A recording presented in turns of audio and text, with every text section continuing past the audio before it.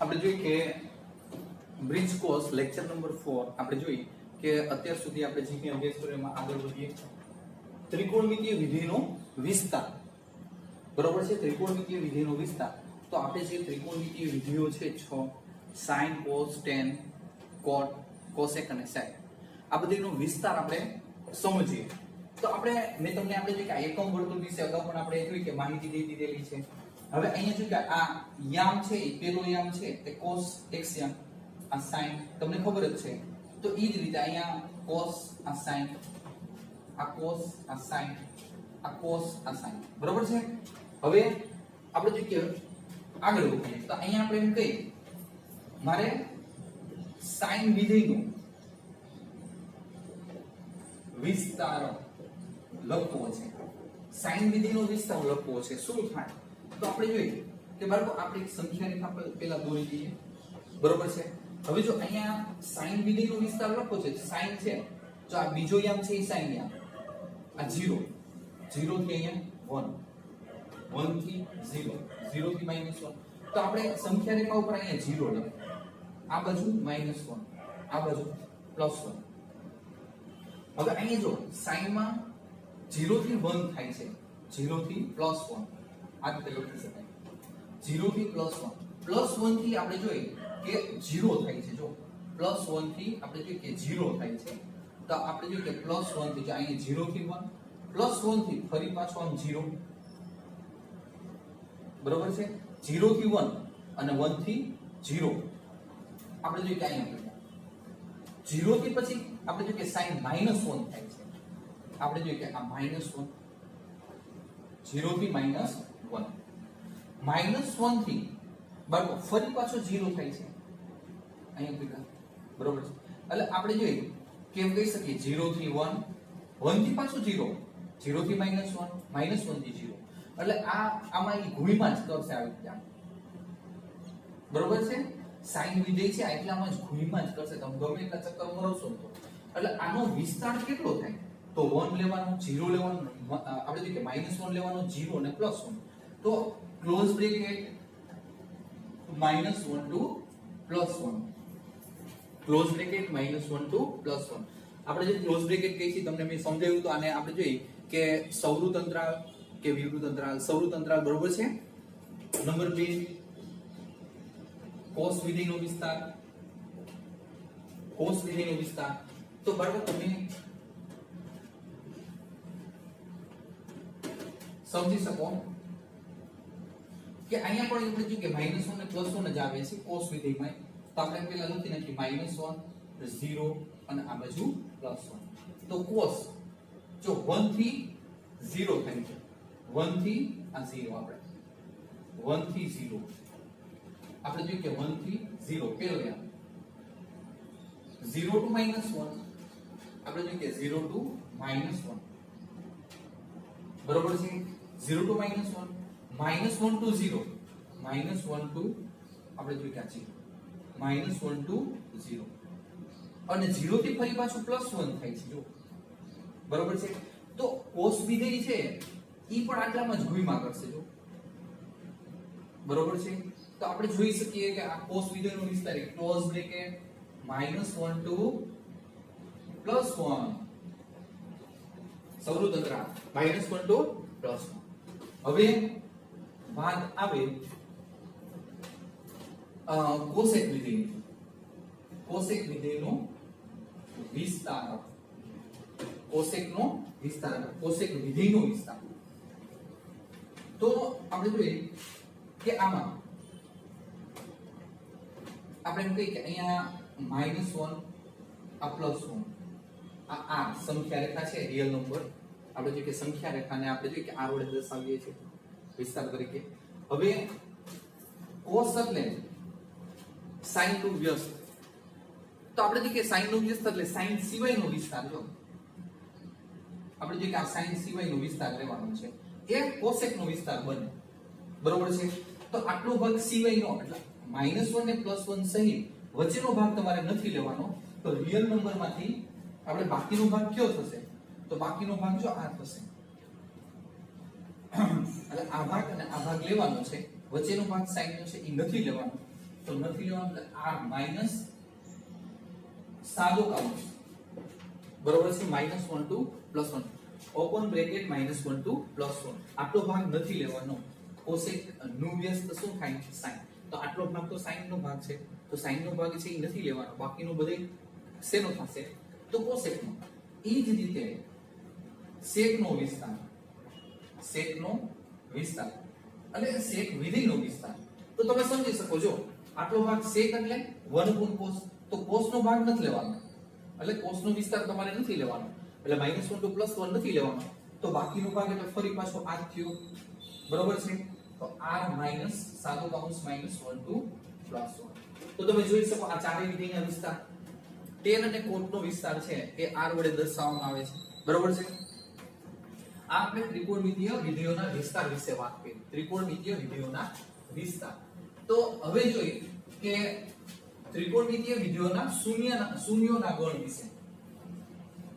શૂન્યોના ગણ વિશે આપણે જોઈએ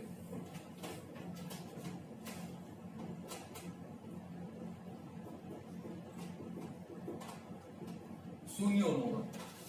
હવે એના માટે પણ તમારે એકમ વર્તુળની જરૂર પડશે આપણે જોઈએ કે આ એકમ વર્તુળ આ x અક્ષ આ y અક્ષ હવે તમને ખબર છે કે અહીંથી 0 થી સ્ટાર્ટ થાય આ બાજુ હાલો એન્ટી ક્લોકવાઇઝ આ π/2 હવે આપણે જોઈએ કે અહીંયા આવશે π અહીંયા 3π/2 અને એક ચક્ર પૂરું કરો એટલે અહીંયા 2π ફરી પાછું એક ચક્ર મરવી દે આમ બરોબર છે આ બાજુ મરવું છું π એટલે 2π + π/2 એટલો ભાગ ઉમેરો એટલે અહીંયા આવશે 5π/2 5π/2 પછી અહીંથી અહીંયા પૂરા 2π એની અંદર આ π ઉમેરો એટલે અહીંયા આવશે 3π બરોબર છે આ 3π હવે અહીંથી આપણે અહીંયા પૂરા ફરી પાછું તો 2π ની અંદર આપણે જે કે અહીંયા મૂકી છે એટલે 3π/2 ઉમેરો 2π + 3π/2 2π ની આટલા મૂકી છે આટલો ભાગ ઉમેરવાનો કે 3π/2 જેટલો તો આપણે એમ કહી શકીએ 2 * 4 4 * 3 7 7π/2 આના પછી આવશે 7π/2 બરોબર છે અને અહીંયા પૂરા ફરી પાછા બે ચક્કર પૂરા થયા એટલે 4π થશે 2π + 2π = 4π આ રીતે આમ આગળ હાઈલા જ કરશે ચક્કર બોલો છો ને હાઈલા જ કરશે 0 2π 4π 6π આ બધું હશે એટલે π 3π 5π 7π બરોબર છે એ હાઈલા જ કરશે હવે આ બધું આંશો એટલે π/2 5π/2 7π/2 એ રીતે હાઈલા જ કરશે બરોબર છે એ રીતે હવે આપણે જોઈએ કે થોડુંક વધારે માહિતી માટે આ હાલવાનું છે અહીં હાલવાનું છે આમ ચક્કર મરો છો હવે તો આપણે ક્લોકવાઇઝ હાલીએ ક્લોકવાઇઝ આ સાઈડ આવીએ છીએ બરોબર છે આ સાઈડ તો આપણે 0 તો આ સાઈડ આવશો એટલે -π/2 ઊંધું તો અહીંયા આ -π બરોબર છે -π તો અહીંયા -3π/2 અહીંયા બીજા એક ચક્કર પૂરું થયું -2π થયું ઊંધાયેલા હવે -2π + π/2 અહીંથી આગળ વધી છે -2π એની અંદર -π/2 ઉમેરો 2 * 4 -4 4 ને 1 5 -5π/2 થશે બરોબર છે હવે -2π માં -π ઉમેરા તો -3π અહીંયા થશે જો બરાબર આ બાજુ વાળી છે જો આમ બરોબર છે આ બાજુ ક્લોકવાઇઝ આલી પછી અહીંથી -2π માંથી અહીંયા પૂરા એટલે -2π અને એની અંદર -2π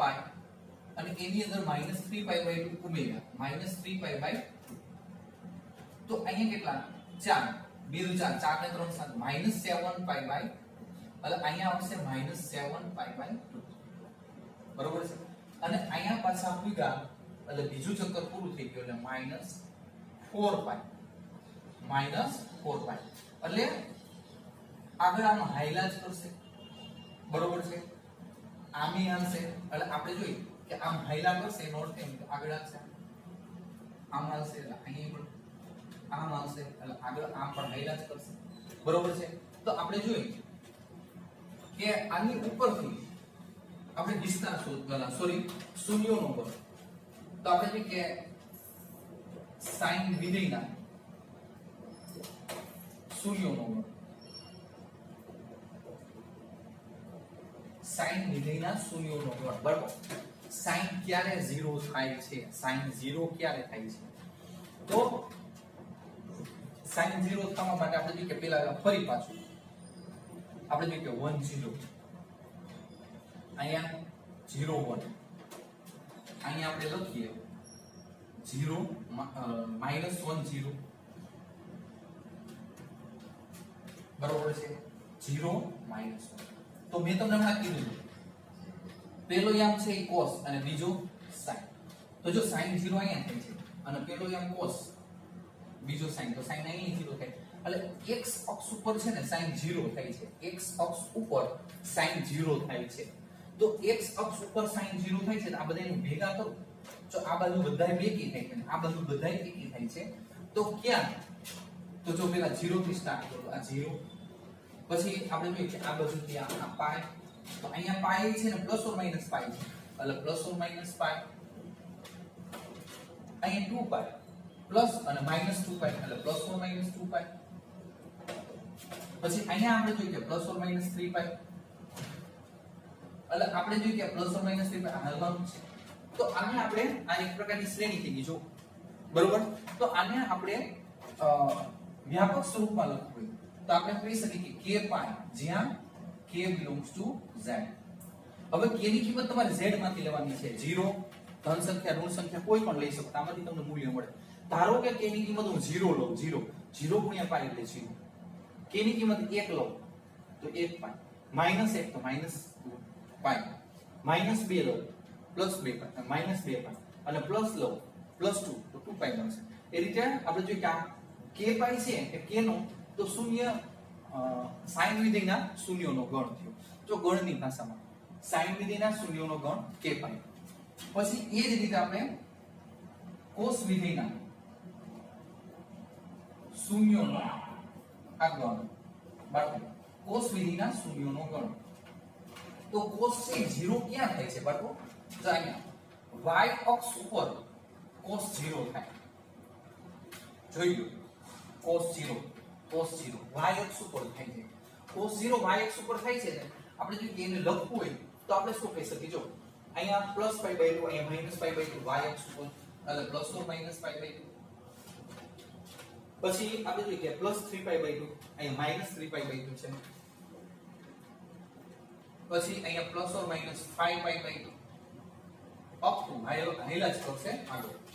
તો આને આપણે જોઈએ આ એક પણ શ્રેણી બની ગઈ છે આને વ્યાપક સ્વરૂપે લખવું હોય તો આને કહી શકાય કે 2k + 1 π/2 જ્યાં k belongs to z હવે k ની કિંમત તમે 0 લ્યો 0 તો આપણે જોઈએ કે 1 * π/2 π/2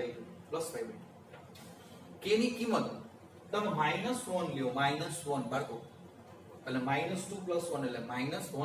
-1 * π/2 એટલે -π/2 +1 લ્યો તો 2 2 કા 2 ને 3 3π/2 બરોબર છે આ રીતે તમને k ની કિંમત તમે z માંથી લેતા જશો એટલે અહીં તમને બધી આપણે જો કે કિંમતો મળતી જશે હવે તમે sin અને cos નો આપણે જો કે શૂન્યનો ગણ પૂરો કર્યો હવે tan વિધેયના શૂન્યનો ગણ તો બાળકો આમાં કાઈ નહીં જો તો તમે કહી શકો tan θ = sin θ / cos θ હવે આને મારે શૂન્ય કરવું હોય તો આપણે જોઈએ કે અંશ 0 થવો જોઈએ અંશ 0 થવો જોઈએ તો શૂન્ય થાય છેદ 0 થાય તો અવ્યાખ્યાયિત થઈ જાય અંશ 0 કરવા માટે sin 0 ક્યારે હોય તો sin 0 ક્યારે હોય તો કે આપણે જોઈએ કે sin 0 ક્યારે હોય તો આપણે જોઈએ કે છગડીયા કૌંસમાં k belongs to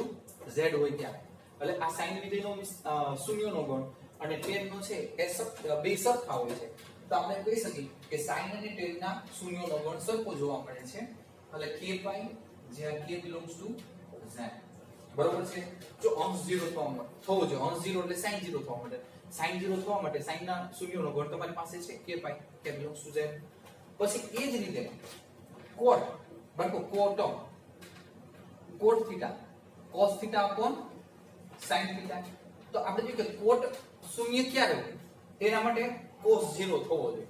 અંશ 0 થાય તો 0 થાય છેદ 0 તો ઇન્ફિનિટી થઈ જાય અવ્યાખ્યાયિત થાય તો cos 0 થવા માટે cos વિધિના શૂન્યનો ગણ ઈ કોટ નો થીધું બરોબર છે